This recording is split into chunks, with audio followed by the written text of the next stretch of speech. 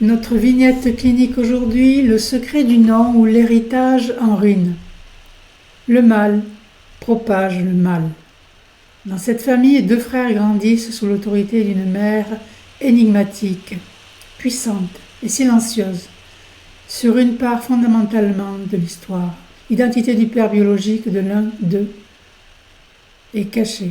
Ce secret lourd et soigneusement dissimulé ne sera révélé qu'à sa mort, à travers une simple photographie retrouvée parmi ses effets. Une image sans équivoque, la preuve d'un adultère jadis tue. L'enfant concerné, celui dont le père n'était pas celui que tous croyaient, meurt à 39 ans d'un cancer fulgurant. Sa mère, loin d'un dernier geste de reconnaissance de paix, le déposera dans une tombe sans nom, provisoire, en attendant un transfert qui n'aura lieu que bien plus tard. Ce geste froid administratif portera en lui l'écho de l'effacement. Ce dévoilement posthume du secret aura des effets dévastateurs. Pour l'aîné, jusque-là porteur du nom et de l'histoire officielle, tout vacille. Son corps parle violemment, il est frappé d'une crise cardiaque, puis rapidement emporté par un cancer, comme si la vérité, ou peut-être le poids du mensonge, avait traversé les générations pour venir l'atteindre de plein fouet. La vignette clinique aujourd'hui, c'est le nom du père ou la morsure du secret, l'héritage en ruine. Dans cette famille, deux frères grandissent au sein d'une structure bancale, dominée par une mère toute puissante, intransigeante et surtout détentrice de ce secret.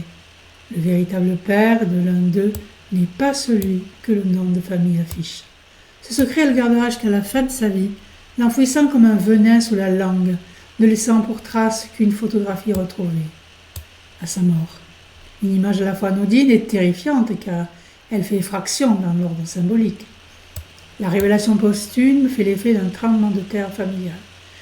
L'enfant adultérin meurt à 39 ans d'un cancer qui semble parler à sa place.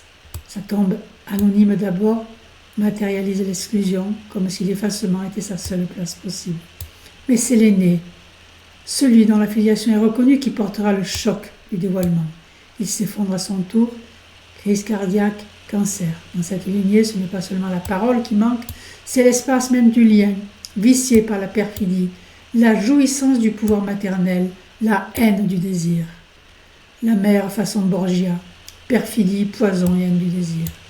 Elle s'installe chez ses parents comme une souveraine en terre conquise, détournant leurs biens, versant la génération. Le père qu'elle hait viscéralement est humilié, enfermé, puni. La rumeur court qu'elle aurait précipité sa fin, une overdose d'aspirine, un anévrisme, un soupçon jamais levé. Tel un membre des Borgia, cette lignée de la Renaissance italienne où le poison coulait dans les flacons, dans les veines, cette femme distille un venin plus subtil, le secret, l'humiliation, la jouissance de l'effacement de l'autre. Le secret, c'est un poison lent, plus raffiné que l'arsenic. Il n'altère pas le corps, il ronge l'âme. On pourrait croire qu'elle agit par vengeance, mais ce n'est pas la vengeance d'un cœur blessé, c'est une jouissance de toute puissance, une démesure érotisée de la haine. Elle ne veut pas seulement se venger, elle veut marquer, contaminer, effacer, confondre les filiations et les désirs. En résonance littéraire, on a choisi l'hyper au point, bien sûr, d'Henri Bazin, qui campe une figure maternelle tyrannique surnommée Folcoche. Elle était laide et mauvaise parce qu'elle était frustrée. Cette haine maternelle est sexuelle, vénéneuse, une haine du désir chez l'autre qu'elle n'a jamais pu vivre. Folcoche, comme notre figure clinique, jouit de détruire le désir chez l'enfant, de l'empoisonner dès son apparition. Elle ne voulait pas des enfants, elle voulait des soldats. Pas des bouches à embrasser, mais des langues à faire taire. La haine du désir, ici, est le secret comme poison. Ce type de figure maternelle ne supporte pas le surgissement du désir chez l'autre. Que ce soit chez le père, l'enfant ou le frère, le désir devient un affront, une menace. Elle le domine, l'étouffe ou le retourne en rivalité. Cette haine érotisée, c'est une haine pleine de jouissance. Elle ne détruit pas seulement, elle prend plaisir à détruire. Elle érotise la souffrance qu'elle inflige dans un mélange de sadisme et de narcissisme absolu. Le secret comme poison transgénérationnel, ce secret de filiation est plus qu'un mensonge, il est un acte de possession. En le gardant, elle s'approprie la vérité, le temps, les liens. Elle tient la lignée en otage. Le pouvoir maternel comme empoisonnement du nom du père, en niant ou en pervertissant la filiation, elle efface la loi symbolique, elle rend le monde sans repère. C'est une forme de toute puissance archaïque. Et que faire de ce poison? Le nommer d'abord, c'est déjà l'amorcer. Reconstituer le récit, chercher des filiations psychiques alternatives, aider ce patient à ne pas devenir le support du non-dit du refoulé familial, introduire une loi symbolique là où la loi familiale a été pervertie. On trouve beaucoup de contes et de figures de femmes en exil intérieur, dans la terre de la honte. Il y a des femmes qu'on appelle folles parce qu'elles hurlent une vérité que personne ne veut entendre. D'autres qu'on dit mortes, alors qu'elles n'ont fait que de se taire trop longtemps.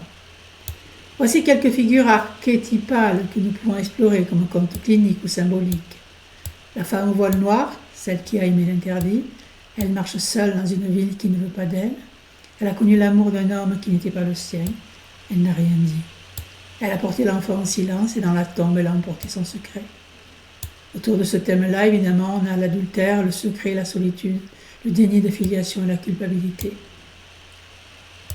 En résonance avec cette vignette de la mère adultère, ayant dissimulé la paternité de l'un de ses fils, on a Cassandre, celle qui savait mais que personne n'a cru. Cassandre, celle qui voit, qui sait, qui dit, mais sa parole est maudite. On la traite de folle. Alors elle se tait, jusqu'à ce que la catastrophe advienne. Il y a évidemment autour de ce thème des paroles impossibles, des transmissions entravées, des psychoses, et évidemment des secrets familiaux. Pour introduire ces histoires de secrets dévastateurs, de malédictions généalogiques, on pourra trouver la vagabonde, inspirée de Colette, celle qui refuse d'être possédée. Elle quitte le foyer, elle marche, elle dort où elle peut. Elle ne veut plus être l'objet d'aucun homme, mais sa liberté effraie. On l'a dit instable, errante, associable. Les femmes dites instables, orge d'âge dans l'attachement, la belle et la bête, celle qui découvre le monstre en elle. Et si la bête n'était pas l'autre, mais une part d'elle-même, une pulsion, une faille de violence. Voilà autour de cette ambivalence du désir d'être mère et d'être femme.